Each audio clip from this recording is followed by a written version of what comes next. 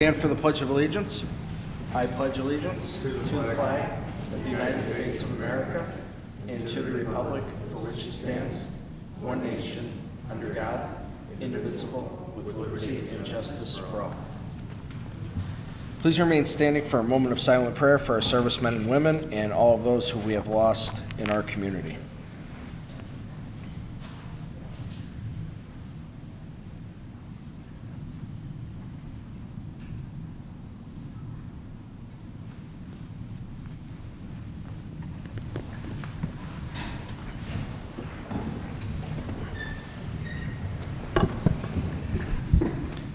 Roll call, please. Mr. Perry? Mr. Donahue? Here. Mr. Evans? Here. Mr. Gahn? Here. Mr. Rogan? Here. Please let the record reflect, I did talk to Mr. Perry earlier. He is unable to attend tonight's meeting. Please dispense with the reading of the minutes. Third order, 3A minutes of the Scranton-Lackawanna Health and Welfare Authority meeting held October 19, 2017. Are there any comments? If not, received and filed. Do any council members have announcements at this time? I have just one.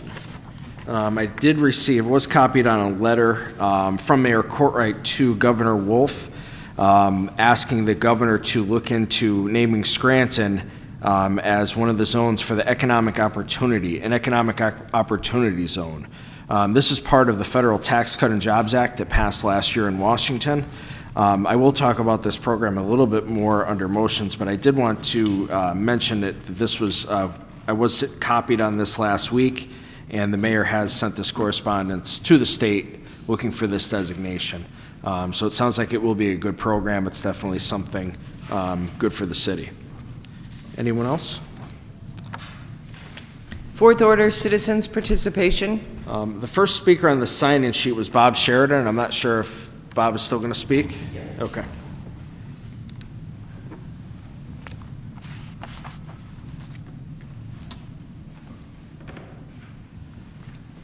Good evening, Council. My name is Bob Sheridan. I'm the president of the Dutch Hollow Neighborhood Association in Upper South Scranton. I'm here tonight to talk about the project on Meadow Avenue and Birch Street. It's a large project that is drilling underneath Interstate 81 by the water company, and I'm here on behalf of the neighbors at the Meadow Avenue area, Birch Street area, Beach Street, and the project up there, they're drilling underneath 81 and they're putting a 24-inch line underneath 81 with a high-pressured water line, and they're causing a lot of stress on the neighbors there, with mud and clay spurring up into people's properties. There's a massive hole in one person's properties. There is equipment there that is big as railroad cars with compressors on it running 24 hours a day, 7 days a week. They were told that the project would only be running 5 days a week. They are now running 7 days a week. Spotlights as large as like Memorial Stadium that lights up a whole block area. As you'll hear tonight, the neighbors that are here that made the complaint, we've had a meeting here and we have talked about meeting with the neighborhoods, with the Southside Neighborhood Association and my neighborhood association, and maybe looking into something what we can be done about the quality of life that our neighbors are enduring. The clay and the mud, the dirt that's getting in their homes, the vibration of the drilling from underneath 81, the health problems. We would like to have the Department of Environmental Resources come in and do an evaluation and testing of the clay and the mud that's coming up out from underneath 81. We all know that that Meadow Avenue is based on a high water level there from the drainage from over the years from the Meadow Avenue flood project and the East Mountain flood project, and that water is a high table as it is. We do have a high risk of cancer in that area, has been proven, and we just want to make sure that the quality of life for our residents are kept by this project. We understand that that process has to go through. They have to get this project done, but to keep the families' lives and quality of life is another thing, to make sure that they can they get in and out of their properties. We have people there that they can't get into their driveways, they can't use their homes. One lady's property, her car is actually parked vertical on her driveway because she can't get in the right way from Meadow Avenue. And we're just asking that the Pennsylvania Water Company work with us, and the construction company that's there work with us to make sure that these people's lives are kept in whole, and that their health is kept in mind too. So I'm impressed that we are going to have a meeting. We had a meeting here tonight with their officials, and we're going to have a further meeting. But I think we need to act on it, and act on it quick, to make sure that the safety of the lives of the Meadow Avenue, Birch Street, Willow Street residents are kept intact. Thank you very much. Thank you. The next speaker is Mary L. Shergo.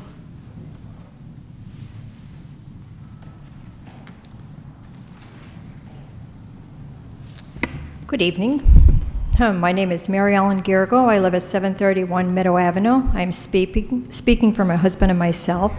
My husband's a cancer survivor. He had vocal cord cancer in October. He had surgery. I have asthma. The air quality in our area, because of this project that Bob was just speaking of, is horrendous. When you walk out my door, you're inhaling fumes, diesel fumes. They don't have one machine, they have 3 machines going. They're drilling 31 feet from my property. If you men would like to come up and visit my neighborhood, you wouldn't want to live there. When I called my homeowners, they offered to take me off the property because they said they didn't think it was healthy. At this point, I'm staying there because there seems to be new issues every day.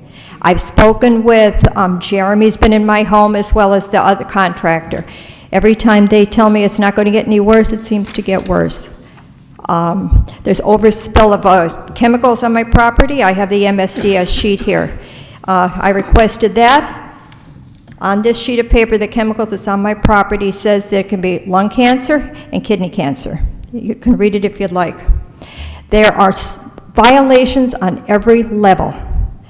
There are holes that are not covered. The fencing was only done at my request. I cannot believe the city doesn't have anybody up there to address the situation. They have flimsy netting, a hole on the side of my house that is as big as a grave left open overnight. Now, they had no coverage there whatsoever until I requested some kind of netting. There should be metal fencing, something to seclude people away from that. I don't have entrance in my back door or my front door. I came home from work, there were 3-4 trucks in front of my house, plus major machinery. I can show you pictures that you would not want to live in my home. It's a sin. I've been living there for 50 years, and I don't know where to turn. To be honest with you, I can't believe the city would approve this project. It should never be done in a residential area. A contractor told me that himself. These guys feel horrible about doing what they're doing to us, but they're doing their job. Unfortunately, it never should have started. I can't see any hope in sight because I know they're not going to finish it. I know it has to be done. The air quality is poor. They're working, actually, when they started the project, they were supposed to be working from 9 to 5. I have the literature. They're working from 7 to 7, 6 days a week. They don't work on Sunday. They're there 6 days a week. I have nowhere else to turn. I've called everybody. I've called the Utility Commission. I've called a lawyer. I've called my homeowners.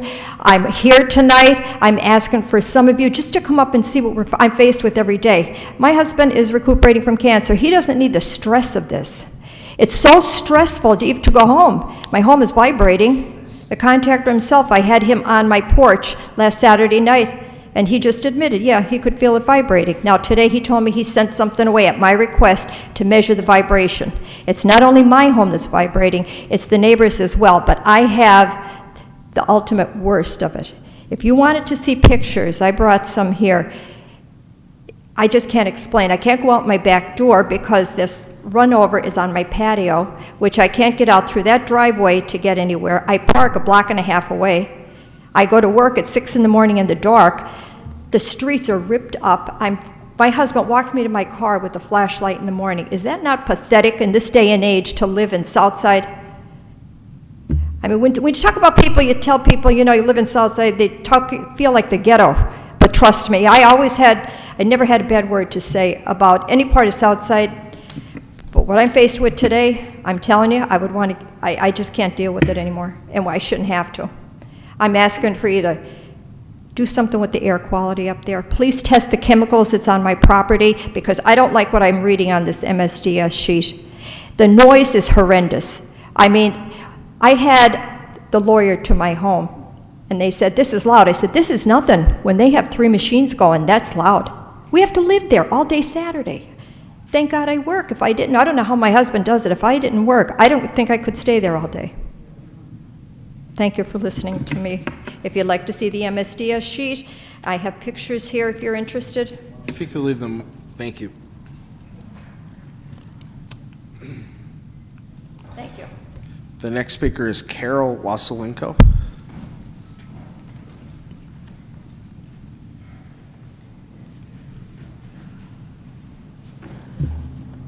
Thank you for hearing us. I happen to live in that block also. I'm at 821 Meadow Avenue. Unfortunately, I'm 5 doors down from where they're drilling, and my house is vibrating. So that tells me every house in that 2-block area is in the same situation.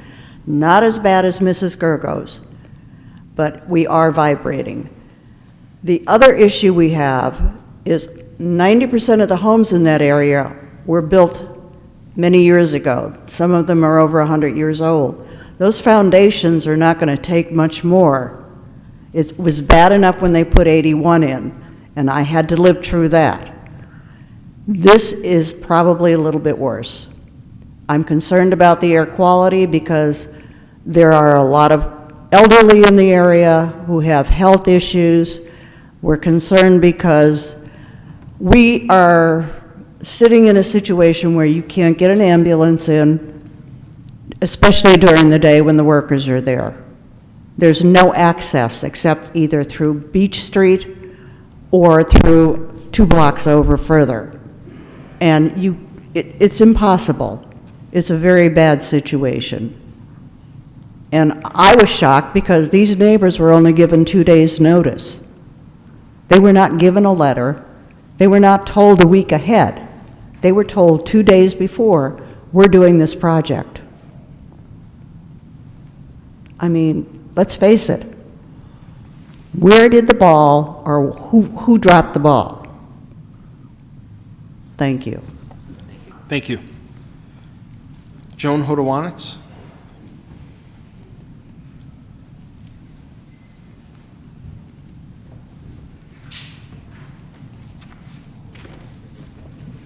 Joan Hodowanitz, city resident taxpayer. Pat, you're a scholar and a gentleman. I don't care what Bill says about you. However, having said that, I took a quick look at the sheets. Good news is the libraries have been removed. And well, they should. 7 years late, but they've been removed. However, I didn't notice the Sorrenti property on this list. Don't we own that yet? If I recall, I don't think we've taken possession of that yet. We haven't? From the Army Corps. I could be wrong, but I don't think we have. I know we've had at least 6 or 7 votes on it, because Bill and I have already we ought to about it at check length, on that. Wayne, do we own that property No, I don't yet? think the deed has been transferred yet. Okay. But we'll find out. Okay. Because I see the Pocket Park on Wyoming Avenue got on. But at any rate, what I'm going to do is I've started an Excel spreadsheet with the old list for the dollar figures. And I'm going to put this one next to it to see how much difference there is. Okay? I noticed, for example, that the zoo hasn't changed in its insured value. It's still $783,399. But, I'll make the comparison. I'll bring you copies next week. And Jim Lockwood, yoo-hoo, I'll email you a copy tomorrow. Okay? Okie dokie. Now, my compliments on having the caucus that you did this evening. Wish more people were able to attend. I don't live in Southside. I used to. I live downtown now. But I can't believe that the public utility companies, gas company, the water company, electric company, you name it, telephone companies, that they forget that they're public utilities, and that's public with a capital P, and that spells taxpayer. And the first thing that should have happened before they sought approval or anything else was to have a town meeting in the neighborhood where the people are going to be affected and says, this is what we're going to do if we get the approval. You know, I'm sitting back there listening to this. Did you send out letters? Well, no, I don't send out letters. Well, excuse me. Did any of these people get a cut on their taxes that they have to pay for their properties, and they've lost their quality of life? You know, I mean, that's ridiculous. What should happen now, late as it is, the first thing that the water companies should be doing is not just, well, I will go to, you know, the neighborhood association meetings. They should be going up front, finding a place to host a meeting of their own, inviting city officials, including the city engineer and everybody else, and answering these people's concerns and questions. And number two, the utilities and the city should have a hotline. So when something happens with one of these residents who are paying their taxes, that they get prompt attention and an answer to their problems. None of this, well, you know, would you please take a look at my pictures? You know, you guys have a fiduciary responsibility to these taxpayers. You have another and you need to put those utilities on the hot seat and hold their feet to the fire. The fact that they got PennDOT approval, do you think PennDOT is living there and paying their taxes? No. PennDOT just wants the project to go through. The utility wants the project to go through. Remember, they're out to make money. And these people are getting caught in between. So that's my 2 cents, but I wish you would stand up and protect their rights. I don't know why they pay taxes, because if this is the quality of life that they're getting for their buck, where they can't even depend on an ambulance or a fire truck to get to their homes, that is disgusting. Okay, I vented. Where do we stand on the Arcata study? You remember that study, had something to do with stormwater management? In progress. Remember long ago in a galaxy far, far away? It's in progress. Okay. Speaking of in progress, has the administration started working on the 2017 independent audit? They hired Rainey and Rainey to do their prep work? I know. I think that's going out very soon. I hope yeah. they're doing it with Yeah. a vengeance. And I was amused to see in the paper that Mr. Henry Amoroso is no longer, you know, a consultant for the city. What did he get for his 4-year tenure? $360,000, 60 grand the first year, and 100,000 for the subsequent 3 years. Hey, it's a good deal if you can get it. Thank you. I'll be back next week with my Excel spreadsheets. Thank you. Dave Dobson?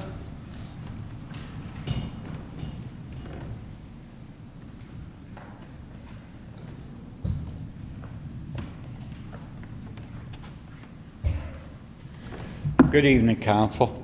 Dave Dobson, President.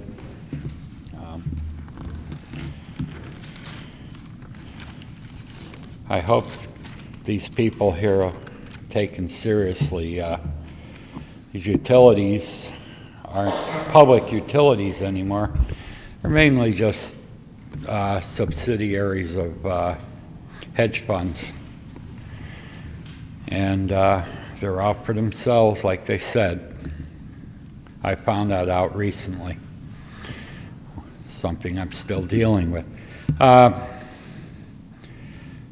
A few weeks ago, I've seen different things in the paper on public transportation, and this is local county.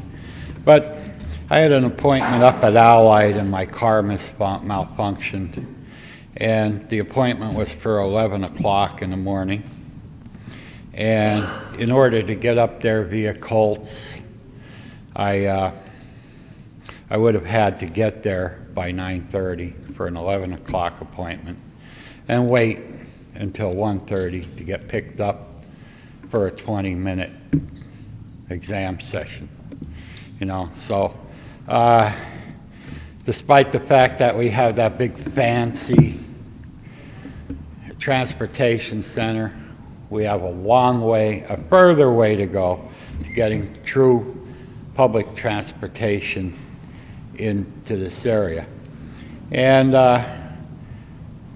now, once again, with Pennsylvania, I think I see somebody here that was speaking on redistricting, and the court has declared the current redistricting unconstitutional.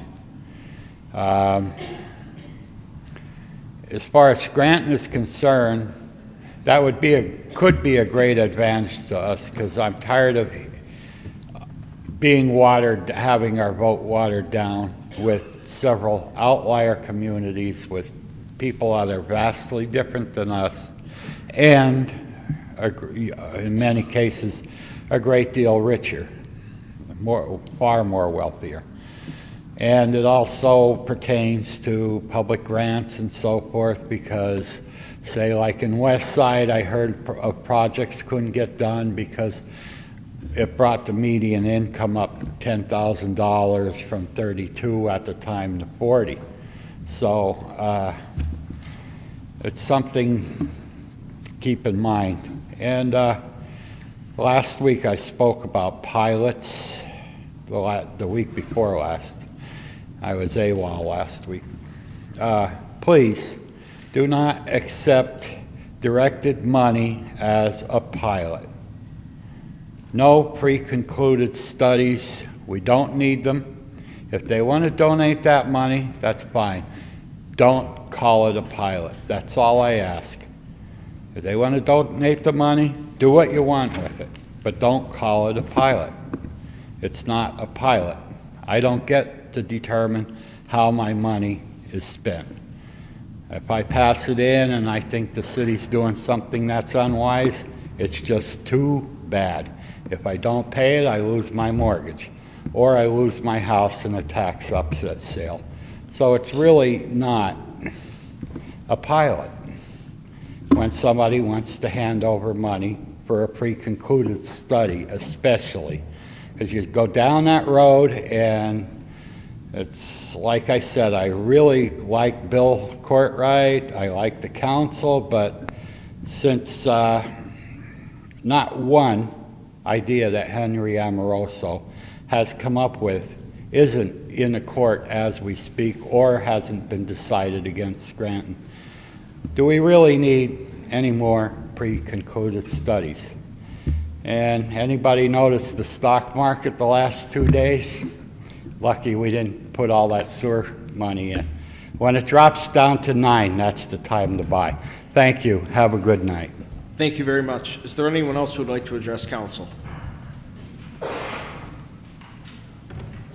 can we just give you the additional information that I just found? We could talk after the meeting, Bob.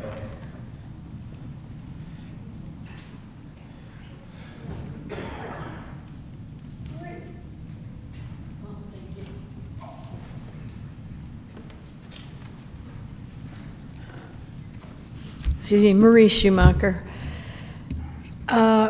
First, the Wyoming and Linden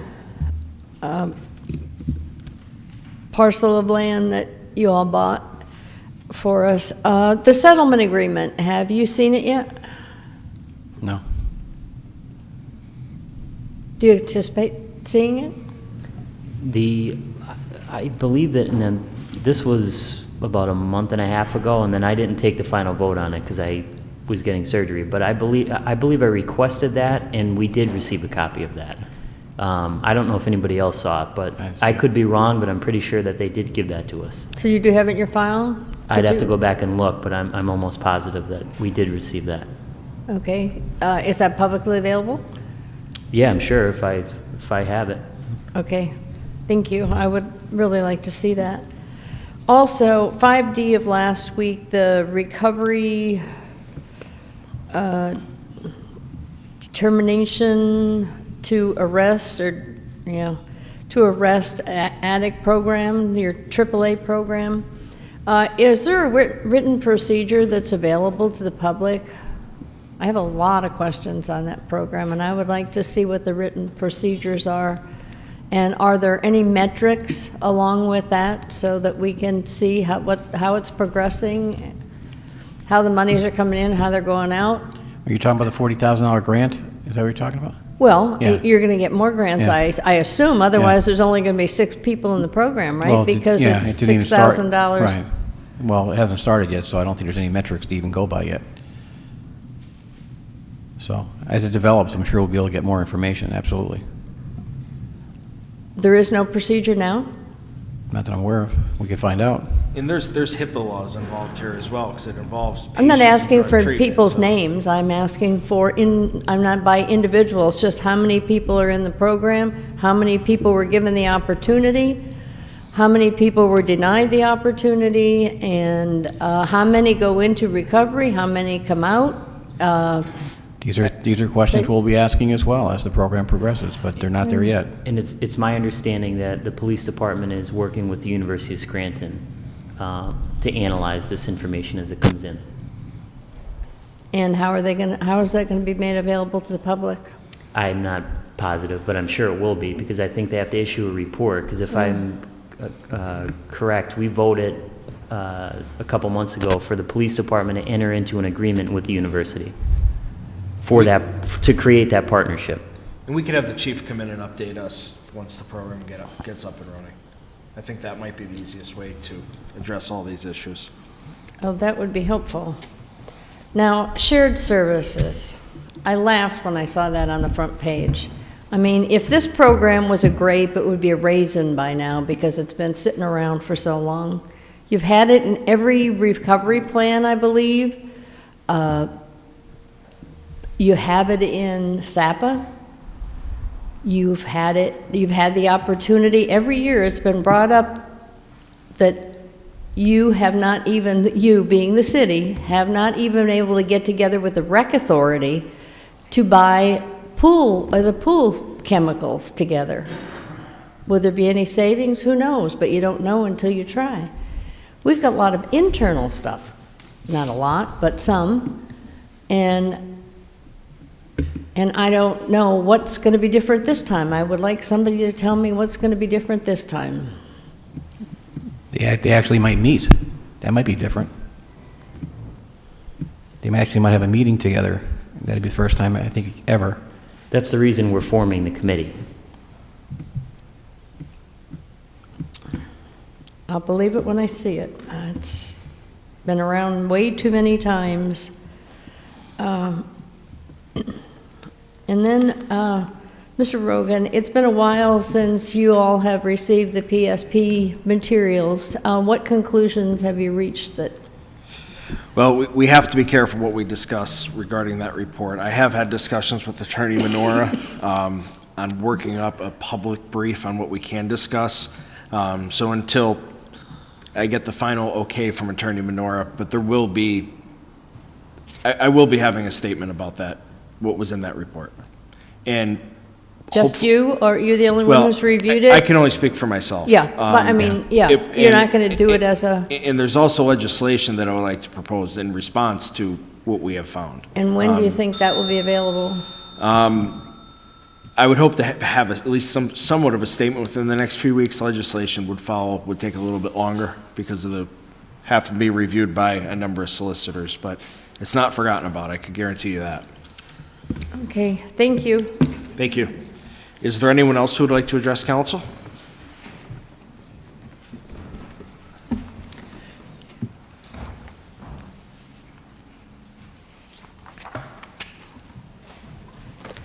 Fifth order, 5A, motion. Mr. Donahue, any motions or comments? The only comment I have tonight is that we are continuing to work with the school district to figure out how we're going to actually set up the shared services. And I think that is the main goal, is to get everybody in a room to actually sit down and start talking about this. But besides that, that's the only thing I have for this evening. Mr. Evans, any motions or comments? Very briefly, I just want to comment on the public caucus tonight. While we all appreciate the investment the utility companies invest in our infrastructure beneath the streets, We need the utilities to appreciate the frustration of our citizens as to what is happening on the surface of the streets and the neighborhoods. So hopefully, this is the beginning of a dialogue that we haven't had before with utilities and the neighbors. They need to step up their game. They did a little bit tonight, but hopefully that'll happen very, very soon. My last comment is congratulations to the Philadelphia Eagles, the 2018 Super Bowl champions. Go Eagles.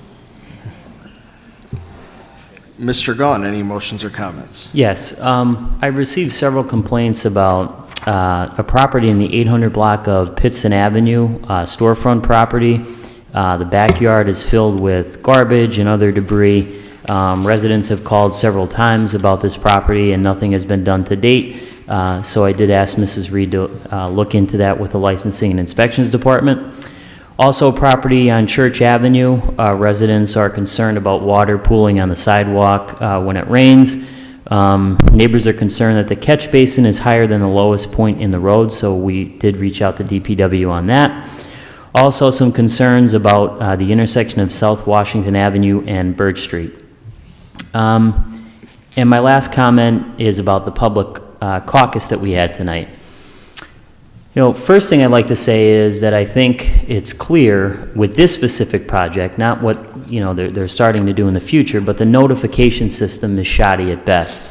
You know, having somebody go around and knocking on a door and somebody's not there and you just leave a letter on the porch, that's not good enough when you have these big bobcats and you're drilling trenches in people's yards, and, you know, that's not enough. I think that the utility companies should, especially with the neighbors who were here tonight, should personally sit down in their homes with them and explain the project.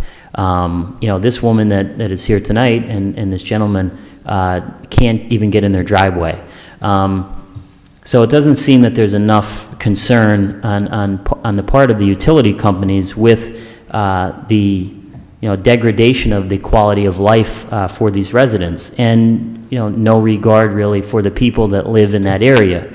I also think that these residents, especially the woman that got up, should be compensated monetarily for the issues that they have to go through.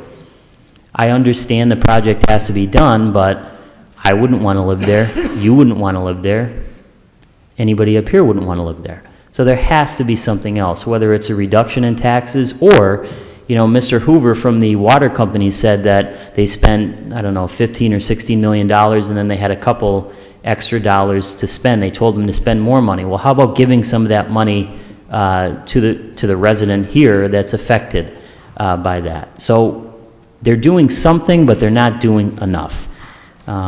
So I look forward to meeting with you and going out and taking a tour of the site. And that's all I have tonight. Thank you. Thank you. Just following up on those comments regarding our public caucus, I'd like to thank everyone that did attend the caucus from the neighborhoods, and I do want to apologize to Mr. Sheridan and his association for not getting the invite, but thank you for coming, and glad to have you at the table tonight. It's very frustrating in these situations because obviously everyone knows that these water lines have to be put in to deliver water to our city. There's no question. But the communication between the utility companies and the residents needs to be much better. You know, as Councilman Gahn mentioned, some of the items that were mentioned to us on how people were notified certainly isn't acceptable. And the cost of sending a letter or doing an automated phone call to residents is minimal. That's the very least that these utilities should be doing well in advance of projects, not 2 days before. I'm talking months prior. And I also agree that going out into the neighborhood associations is the right place for these meetings because, you know, each neighborhood in Scranton is affected differently by utility work. Just last winter, my neighborhood was cut up the entire winter. Probably heard me complain about it at the council meetings a number of times by utility work all winter. That affected West Side. This project's affecting South Side. So I think it would be wise for the utility companies to take these type of meetings right into those neighborhoods, into the neighborhood associations, and just do an automated call to let people know that the meeting is going on, to invite them to the meeting. I think that will help alleviate a lot of these problems if the communication is made better. One other item that I wanted to mention, I did mention this as an announcement. Mayor Courtwright did send a letter on February 2nd to Governor Wolf asking that Scranton becomes part of the EOZ program, which is the Economic Opportunity Zone. This was part of the Federal Tax Cut and Jobs Act that passed just last year by President Trump in Washington. Not going to go into a ton of detail on the program, but the goal is, and this is right from the mayor's letter, we are interested in working with you to think through the possibilities presented in the investment side of the program. In our reading of the program, the opportunity funds invest in EOZ could be tailored towards particular policy goals. For example, an opportunity fund that invests in advanced manufacturing infrastructure or women and/or minority-owned businesses in Pennsylvania. This is a program that, until discussing it with the mayor over the last few weeks, was very little known. And in doing some research, the New York Times actually did a very good article on this for anyone who's interested. And the headline is, "Tucked into the Tax Bill, a Plan to Help Distressed America." And it goes on to say a little notice section in the $1.5 trillion tax cut that President Trump signed into law late last month is drawing attention from venture capitalists, state government, and mayors all across America. The core to this program is providing tax breaks to those who invest within certain parts of these communities. Now, the communities have to be selected by the state, so it is up to Governor Wolf to decide whether Scranton can participate in this tax incentive or not. Since Scranton has not received a CRIS designation as of yet, I think that this is something that we all should get behind, and it really is a true public-private partnership, leveraging those dollars to try to help create economic development within our city, and particularly within distressed neighborhoods. So this is something I will hopefully be talking about more in coming weeks, but it sounds to be a very good idea, and something in the tax bill that I think very few of us knew about. That is all. 5B for introduction of a resolution in support of a Citizens Commission for Legislative and Congressional Redistricting. At this time, I'll entertain a motion that item 5B be introduced into its proper committee. So moved. Second. On the question? On the question, anyone who has followed my comments these past several years will realize that I've been a major proponent of reform in Harrisburg. That is why I most definitely am opposed to the practice of gerrymandering and supportive of independent initiative to look at this issue. But I also view this as a part of a larger conversation on real reform in Harrisburg. If I could, I'd like to take a brief minute to discuss reforms that I think also are important, not necessarily, just to get some of them out there and how I feel about reform in Harrisburg. Number one, reduce the size of the state legislature. 2, eliminate gerrymandering. 3, institute term limits for the state senate and state house. 4, offer real municipal pension reform. 5, address the taxing discrepancy with cities like ours that have an overabundance of nonprofit properties. And 6, either mandate reassessments or help pay for them, or both, or change the rules and allow for progressive rolling reassessments, a strategy that is used statewide in many other states outside of Pennsylvania. That's 6 ideas in 60 seconds. But I also know that government can only expect a change to occur at a glacial pace, and not at the pace that all of us would like to see it happen at. But tonight I think we have an opportunity to address at least one of those issues I mentioned, an issue that whose time has come and should be consistent with the resolution's intent. So I would like to offer the following friendly amendment that would make another statement on where we stand in reform in Harrisburg. Paragraph 6 in the resolution reads, "Now, therefore, be it resolved that Scranton City Council does hereby support legislative efforts to amend the Pennsylvania Constitution to assign the decennial task of both legislative and congressional redistricting to independent citizens redistricting commission." That's easy to say.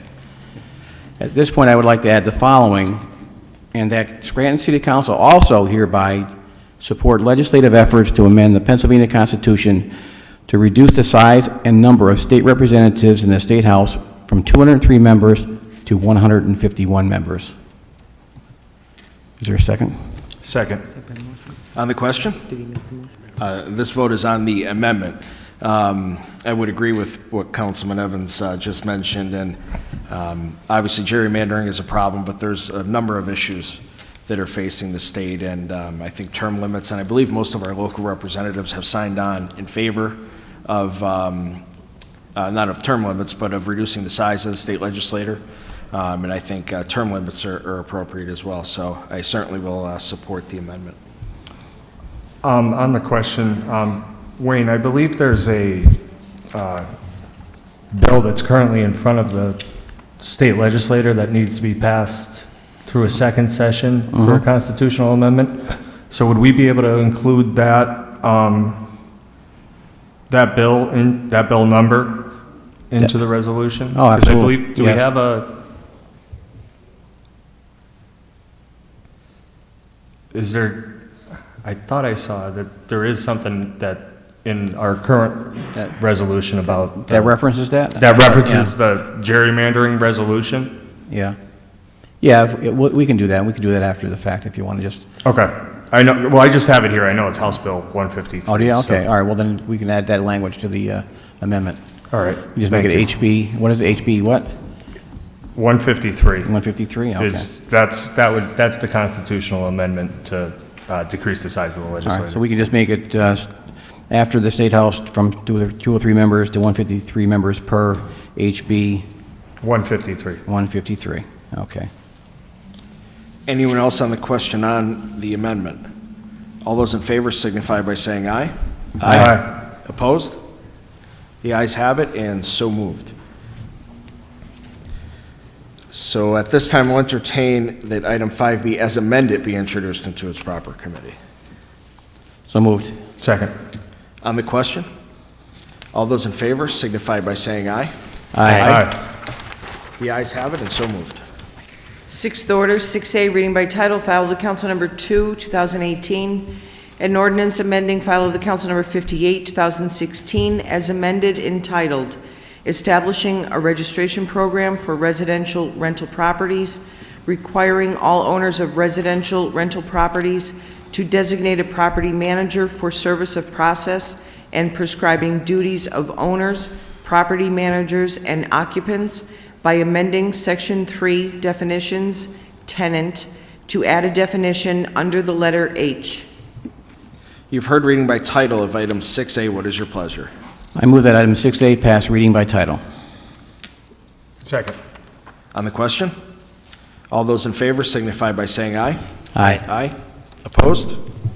The ayes have it, and so moved. Seventh order, 7A, for consideration by the Committee on Finance for adoption, file of the Council number 1, 2018, creating and establishing special city account number as noted, entitled Contract for Recovery Program for the receipt and distribution of grant funds from NEPA Healthcare Foundation and any additional grant funds applied for and received that would allow the Scranton Police Department to implement an effective program in the prevention and response to drug overdose deaths. What is the recommendation of the chair for the Committee on Finance? As chairperson for the Committee on Finance, I recommend final passage of item 7A. Second. On the question, roll call, please. Mr. Donahue? Yes. Mr. Evans? Yes. Mr. Gahn? Yes. Mr. Rogan? Yes, I hereby declare item 7A legally and lawfully adopted. 7B, for consideration by the Committee on Rules for Adoption, Resolution Number 8, 2018, reappointment of Robert Timlin, 325 Warren Street, Scranton, Pennsylvania, 18508, as a member of the Board of the Scranton Redevelopment Authority for an additional 5-year term. Mr. Timlin's prior term expired on February 14, 2017, and was held over to January 16, 2018. Mr. Timlin's new term will be effective January 16, 2018, and will expire on February 14, 2022. As chair for the Committee on Rules, I recommend final passage of item 7B. Second. On the question, roll call, please. Mr. Donahue? Yes. Mr. Evans? Yes. Mr. Gahn? Yes. Mr. Rogan? Yes, I hereby declare item 7B legally and lawfully adopted. 7C, for consideration by the Committee on Rules for Adoption, Resolution Number 9, 2018, appointment of Joseph Wexler, 1315 Cronky Avenue, Scranton, Pennsylvania, 18505, as a member of the Board of the Scranton Parking Authority, effective January 19, 2018. Mr. Wexler will be replacing Maureen McNichols, who resigned effective February 1, 2017. Mr. Wexler will fulfill the unexpired term of Mrs. McNichols, whose term is scheduled to expire on June 1, 2020. As Chair for the Committee on Rules, I recommend final passage of item 7C. Second. On the question? Roll call, please. Mr. Donahue? Yes. Mr. Evans? Yes. Mr. Gahn? Yes. Mr. Rogan? Yes, I hereby declare item 7C legally and lawfully adopted. If there's no further business, I'll entertain a motion to adjourn. Motion to adjourn. Meeting adjourned.